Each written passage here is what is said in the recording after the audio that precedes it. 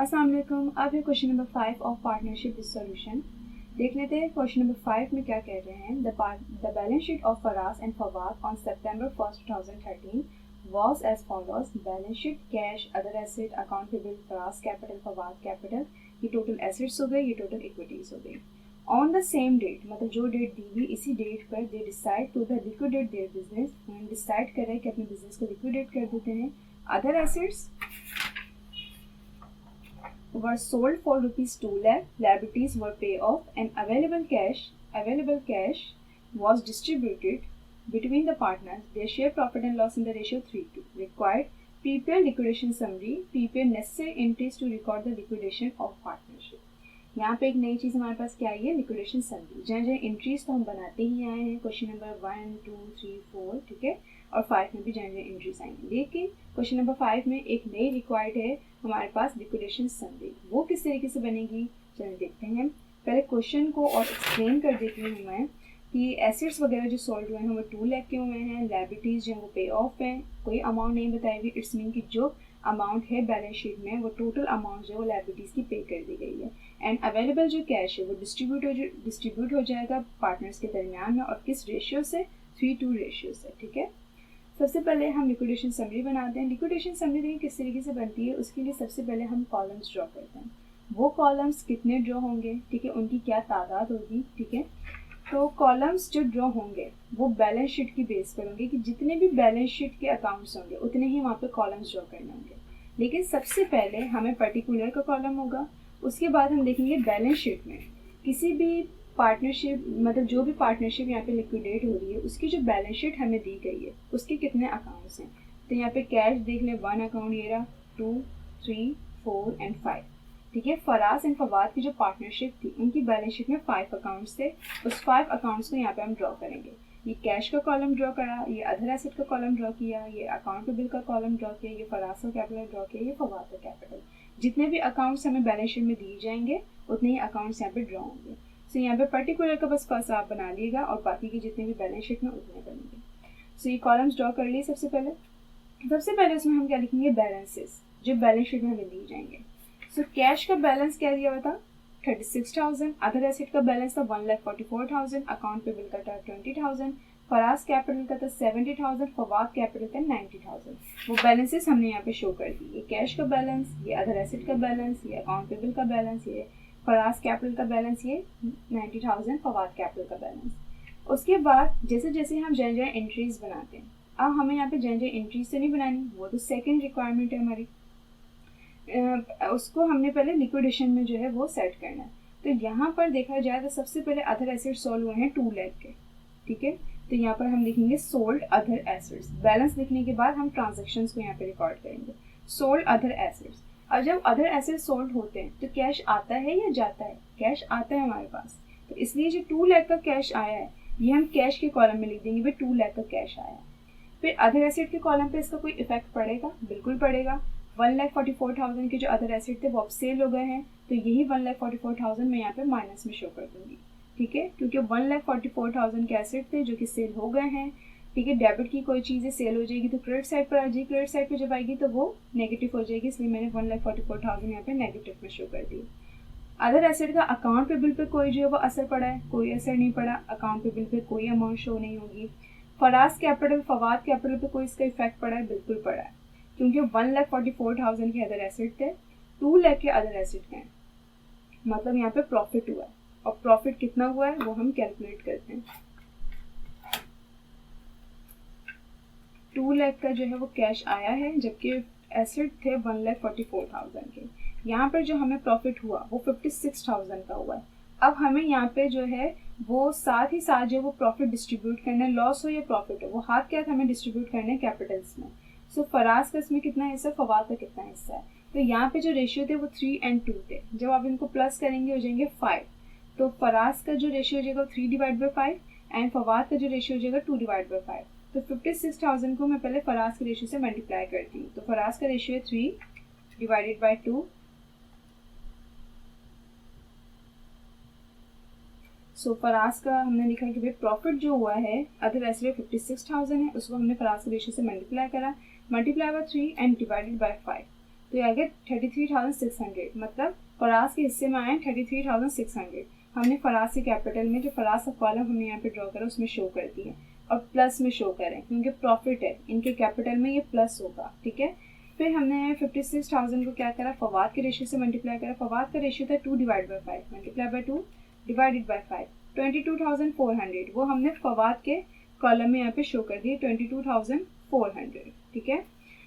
अब हम इसके बाद बैलेंस कर लेंगे। बैलेंसेस का क्या मतलब है भाई, जो भी अमाउंट प्लस हो रही प्लस कर देंगे, जो अमाउंट माइनस हो रही माइनस कर देंगे। अब क्या अमाउंट है, जो अकाउंट से उनकी अब अमाउंट क्या है, तो हमने देखा भाई 36,000 का कैश था, 2 लाख का जब सोल्ड हुआ अदर एसेट तो और आ गया। अब जो कैश का बैलेंस है वो 2,36,000 हो गया। अदर एसेट अगर देखा जाए तो 1,44,000 के थे जो कि सेल हो गए, अब अदर एसेट नहीं है इसलिए कुछ नहीं लिखेंगे यहाँ पे। अकाउंट पेबल 2 लाख के थे, ऐसे वो 20,000 के थे, अकाउंट पेबल ऐसी का ऐसी आ जाएगा। फिर फराज कैपिटल जो था वो 70,000 था, उसमें हमने जो वो प्रॉफिट ऐड है, प्रॉफिट हमेशा ऐड होता है, लॉस हमेशा लेस होगा। तो प्रॉफिट को जो हमने ऐड किया तो इनका कैपिटल हो गया 1,03,600। फिर हमने देखा 90,000 का फवाद का कैपिटल था, 22,400 का इनको प्रॉफिट हुआ था, इनका कैपिटल कितना हो गया 1,12,400। ये हमने बैलेंस कर दिए। इसके बाद हम देखेंगे सेकंड ट्रांजेक्शन क्या थी, लायबिलिटीज पे हुई थी फुल, जो अमाउंट हमें बैलेंस शीट में दी गई है वही। तो 20,000 की जो थी यहाँ पे अकाउंट पेबल था जो कि फुल पे हुआ है, तो यहाँ पे लायबिलिटीज पे करके लिखेंगे। कैश पे इसका कोई इफेक्ट पड़ेगा, बिल्कुल पड़ेगा, क्योंकि लायबिलिटीज जब पे होती हैं तो हमारे पास से कैश जाता है, ठीक है। तो यहाँ पे 20,000 का कैश गया, जब गया तो वो चीज़ माइनस में शो होगी, ठीक है। अदर एसेट पे इसका कोई असर नहीं पड़ा। लायबिलिटी पे कोई असर पड़ा, बिल्कुल पड़ा। 20,000 की लायबिलिटी थी जो कि पे हो गई है।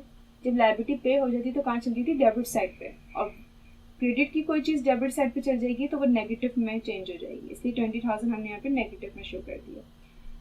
20,000 की लायबिलिटी थी जो कि 20,000 की पे हुई, तो कोई प्रॉफिट लॉस हुआ, बिल्कुल कोई नहीं हुआ, इसलिए फराज एंड फवाद कैपिटल पे इसका कोई इफेक्ट नहीं पड़ा। अब हम बैलेंसेस कर देंगे।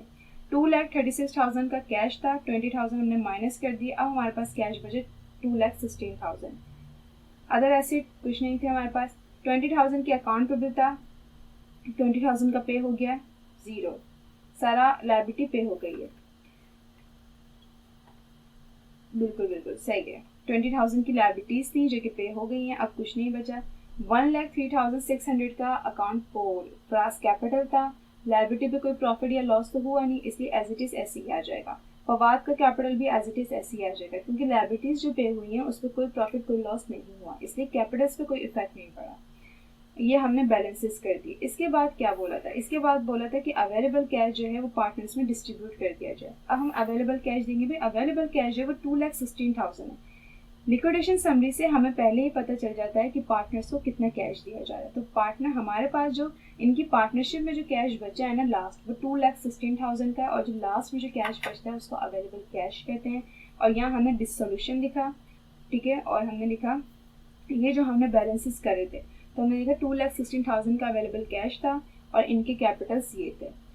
पार्टनर सॉल्वेंट है, इनसॉल्वेंट है, ऐसा कुछ नहीं था क्योंकि प्रॉफिट था, ठीक है ना, और किसी भी अमाउंट के आगे चल के तो कोई नीड नहीं है। तो हम डिसोल्यूशन की जो एंट्री बनाते हैं उसको लिक्विडेशन समरी में किस तरीके से एडजस्ट करेंगे, यहाँ पे आप डिसोल्यूशन लिखेंगे।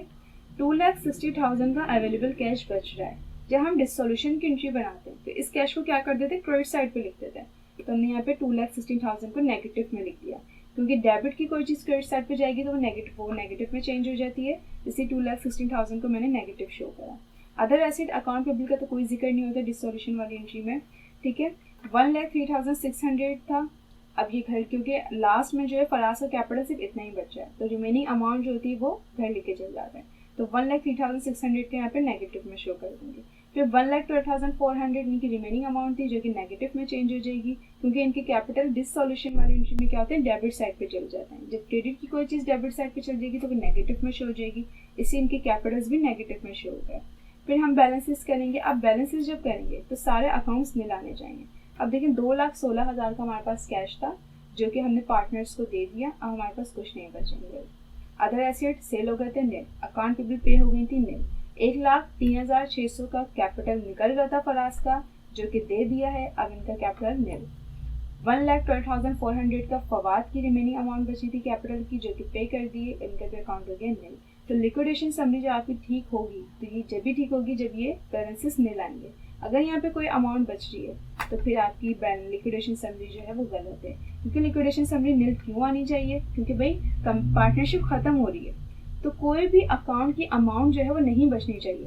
कैश बिल्कुल ख़त्म हो जाना चाहिए, अदर एसेट सेल हो गए हैं, अकाउंट पे बिल ख़त्म हो जाने चाहिए। फराज एंड फवाद की जो भी एंड में कैपिटल्स बचते हैं वो घर ले जाते हैं, तो यहाँ पे नील ही आएगा हर अकाउंट में।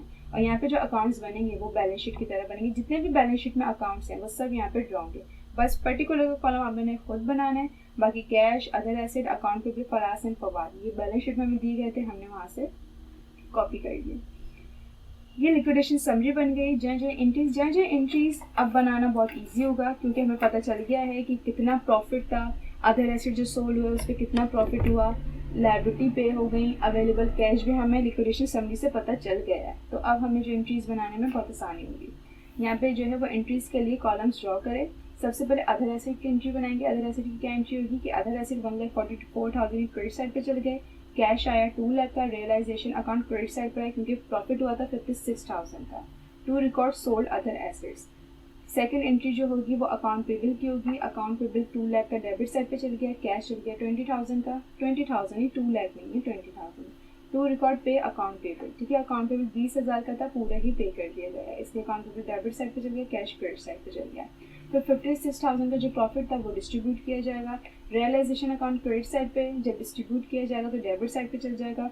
Faraz capital and Fawad capital credit side पे चल जाएंगे, और 56,000 को मल्टीप्लाई कर देंगे 3 से, डिवाइड कर देंगे 5 से, ये फराज का प्रॉफिट आ गया।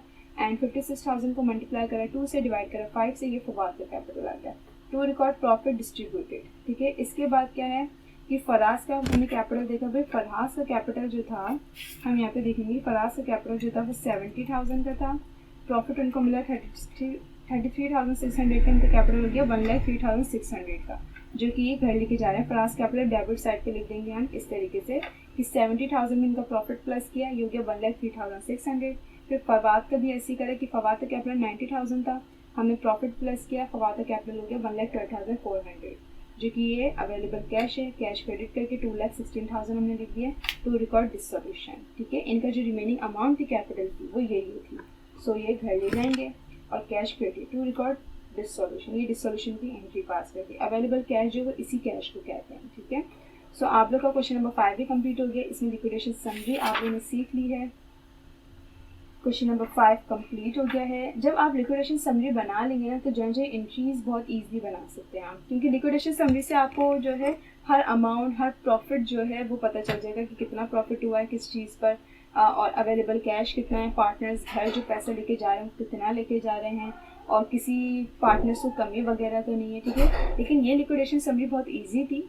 सॉल्वेंट इंसॉल्वेंट की यहाँ पे कोई बात नहीं थी, लेकिन आगे चल गया था सॉल्वेंट इंसॉल्वेंट की बात हो तो वो थोड़ी डिफ़िकल्ट होगी, क्योंकि उसमें जो है वो डिफिशियंसी भी हमें यहाँ पे एडजस्ट करनी होगी।